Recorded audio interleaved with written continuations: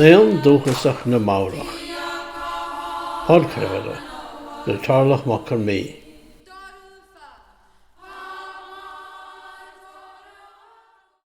Nuair a tháinig na Sasanna go dtí an Nua-Shéalainn san 19 cheap siad nach raibhins na Mhaorais ach trefhanna dúchasacha fiáine, mar tharla ina lán áitina eile san impaireacht. Ach bhíoh éinne an chéad gobernóir an ridere George Gray agus déanaí ilte eile le féidir thachtaí na tóthunga se sin dríthe nó fir léinn I déobh ólais an béaloideas agus a gamas bhíonú go deis bhéalach. Daoine an léanta a bhí insna daoine seo is léir, ach traidisiún béal gan scríofa a bhí insan léan acu, agus is cinnte gur imigh an chud is móda I nearmid idir an dálinn. Ach tá tóthunga ann go fáil is an Nua-Shéalainn, agus tagann siad le chéile chun an Wānanga, an léan traidisiúnta a phlé. Ó na 1980 I le, tá na Mhaorais I crothú córas idachais dóibh féin fud na tíre chun an teanga, te reo Mhaorais, agus an dúchas, an Mhaorais teanga a bheochan. Idir cóhanga reo, níonraí, agus cúra cáu papa Mhaorais, scolann na lán Mhaoraise, tá rath scolann na dúchasacha ina bhuaintear de réir móna fálamtha Maoracha. Ach anis agus bheochan na teanga siún, báithlis na Mhaorais an léan traidisiúnta sin Wānanga a chealbhú freisin. San domhan hir inniu, níl ann den léan mar béaloideas, ach mar scríomhnóireacht. Má táthar chun léan na Maoracha a bheochan, caithfidh sé bheith scríofa den géad óid. Cuireann roinnt acadóirí do bhunna Mhaorach sim sa chéist seo. Cinnte tá gné phléitear leis. Conas is féidir mic léan Mhaoracha is sprága chun tráchtas sa scríomh bhí Mhaorais agus takeíocht chuí a thortóibh. Is cinnte go bhfuil scríomhnóireacht Maorach ann, ach is iriseoireacht iad an gcuid is mó. Tá iriseoireacht scríofa ann ó 19 le, agus leanann sé raig a bhfuirm nuachtáin áil túil agus a lehéad. Bíonn an scríomhnóireacht I Mhaorais cuideach túil, faoi mar a bheith cainteoir ag caint le grúpa. Níl an béla mar sin. Bíonn tú ag caint le léthóir amháin, tú, ní sibh. Deirtar sibh sa Mhaorais. Bíonn stíl ná farsanta ag an iriseoireacht bhéarla.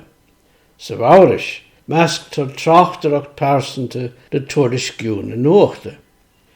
Nuair a thosnaíonn iriseoir a d'fhoghlaim an chéad sa bhéarla ag obair I Mhaorais, bíonn stíl nua a ghlacha nó cánfar mar rághaldra. Is beag litríocht atá ann sa Mhaorais, rangt firíochta oirscéal nó gá. Na Mhaorais a scríofann fiú amháin faoin na saoil féin, scríofann siad I méarla.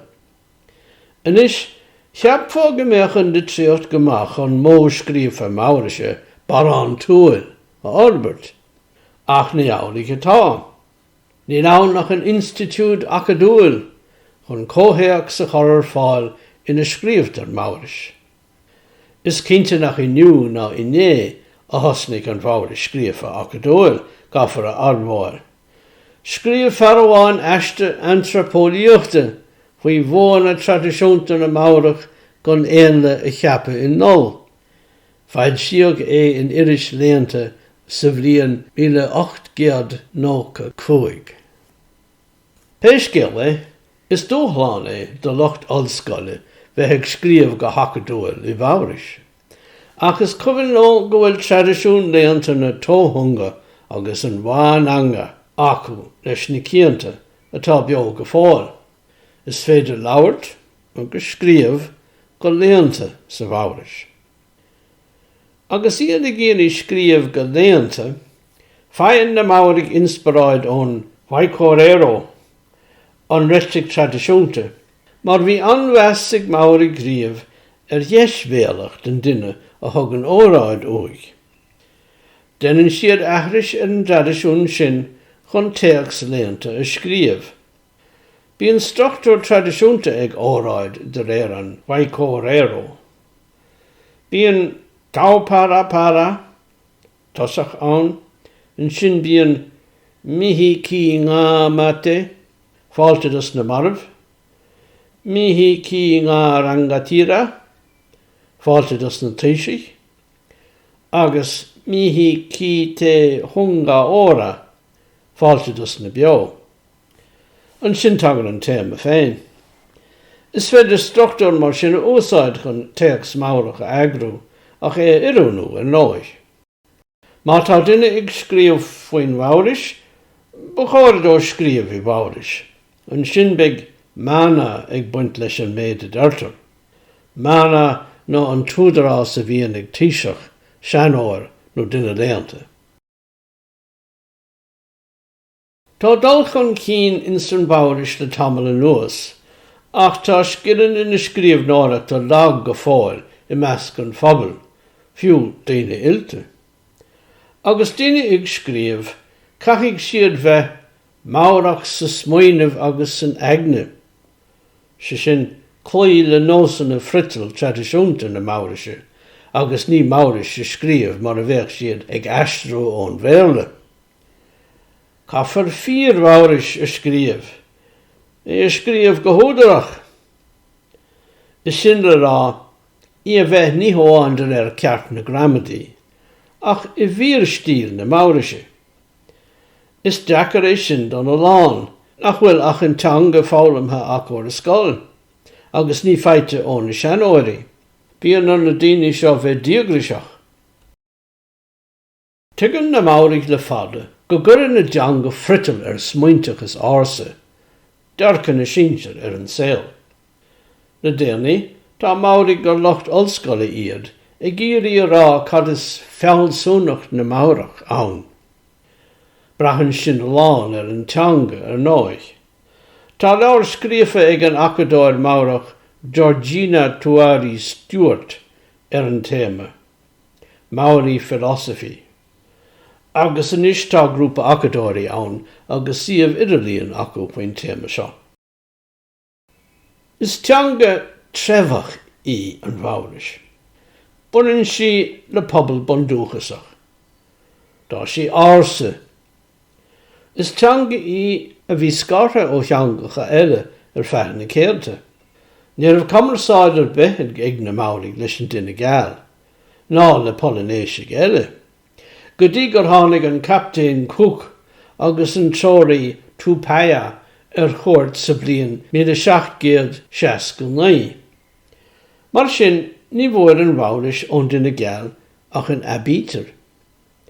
Maidir na cultúr, níor trácht ar bith sa Mhaorais an rudaí is tábhachtaí don duine geal, an éireacht clásicach, an chríostaíocht, bheochan an léann, éis na heagníochta, ólaíochtaí nádúrtha agus ar eile. An déobh eile, bhí córas smaointeachais ann a bhain na dúchas ársa na dreimhne Polynéisiacha. Conas is féidir an Mhaorais a scríomh, onas go gcuirfidh sí fritil bheon agus dearcan na Maorach an saol, hagan chócha ó na sínte. Agus duine ag scríomh, caithfidh sé an smaointeachas iartharach a chuméid fad lábha uaidh mar a dearfá. Spás a crochú don dúchas Mhaoach féin a ríist. Mar a adbhíonn Georgina Stewart ina leabhar, na hégur heastig ó na Sasannig na Maorach I íthú, ach iad a thógant isteach a gultúr an duine ghill. Díthú feallsúnach a bhí ann mar sin. Dar bhíonn si go bhfuil sé de cheart aici, smaoinemh mar Mhaorach, ag buntusáide as acmhainní smaointeachais Mhaoracha. Más muoine míid an éireann agus cuasaí teanga na héireann inis, an bhfuil ceacht le fálam agan ón diaspóracht seo I measc na Maorach sa Nua-Shéalainn. Is fíor gúir an ghaeilge ársa, go sóil leis an Mhaorais, agus go raibh sí scartha ó traidisiún eile, genach raibh na gael go scartha ón dahan is a bhí na Mhaorais trá in san bhair heas. Feadh na géirte bhí éire faoi choisig na Sasanach, agus dá bhrí sin bhí Locht léann na gael scartha ón na glúiseachtaí móra a bhí arsúil san árab. Caithfear a admhair go raibh éire chuimeádach go gcónaí. Bhí a seanduachas Celtach aici agus chlí sé leis. Níor bhac sí go mór leis an déanaach dachas, ná leis an leasú creidimh, ná le hís na heagníochta. Is léir ná ar na glúiseachtaí seo ná an smaointachas a bhainló don bheon gaileach.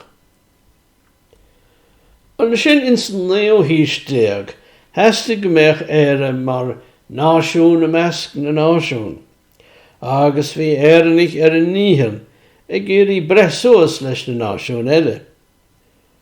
Ach an bhfuil éire cosúil leis na náisiún eile san iarthar. Smaoiní mis beagán a traidisiún na héireann. An réamh stair réamh Celtach, brún na báine agus dún éangasa.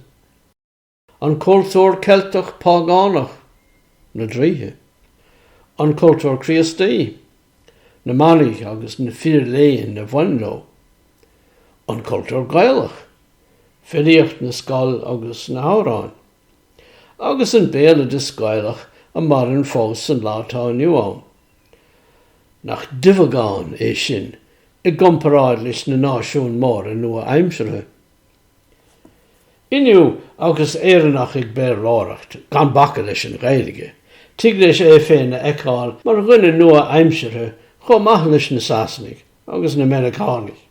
Agus mátá féinúlacht aige is féinúlacht réigiúnach I náin an bhéarla. Is cuma leis faoi éon difeagán. Ach má eicim iad an difeagán smaointe seo sa dúchas Gaelach. Cad atá le déanamh chun plé ar nós crothaíoch leis agus an ghaeilge á scríofa. Ar an déamh amháin, caithfear ghlacha leis go bhfuil fírinne dá chuid féin ag teanga ársa, agus gur chóir plé le dá réir. Se sin ar scríomh uthí féin, ag bunt úsáid as a hacmhaní féin. Gan ar scríomh mar a bheith a béarla nó teanga íosachta eile inti.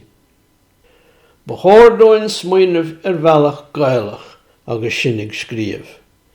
Iarachta dhéanamh chun bheith barán túil, agus ní smaoinemh a méla I ngán isdóin. Ní leann dagfaoi sin sa litríocht tá mé ceapa, san Nua-Shéalainn ach an uirad. Mar a leis an scríomh náireacht acadúil, is éasca bheith ag maga fóí cinnte, ach bhiú agus tráchtas nó alt pír bheasúnathe á scríomh ag duine. Bíú dó smaoinemh go Gaelach I ghaeilge in anad eachrais a dhéanamh ar nósanna agus stíl an bhéarla. Ba chóirdóine a scríomhann in ghaeilge screadaí las an difeagán. Se sin labhairt as an dúchas atá ionainn go fáil. Sin an ceacht atá le fabhraim measamse ó Locht na Mhaoraise sa Nua-Shéalainn.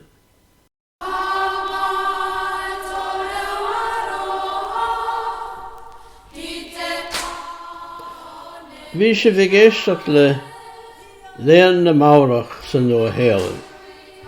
Podchraoladh na tarlachmach chun mé. Má heithen an Podchraoladh seo leat, ar bhiste leat like agus subscribe mar bhfuil sé sin déanta agad hena, agus beidir commenta ágáil freisin. Go dtí an tseachtain seo chóin mar sin, slán.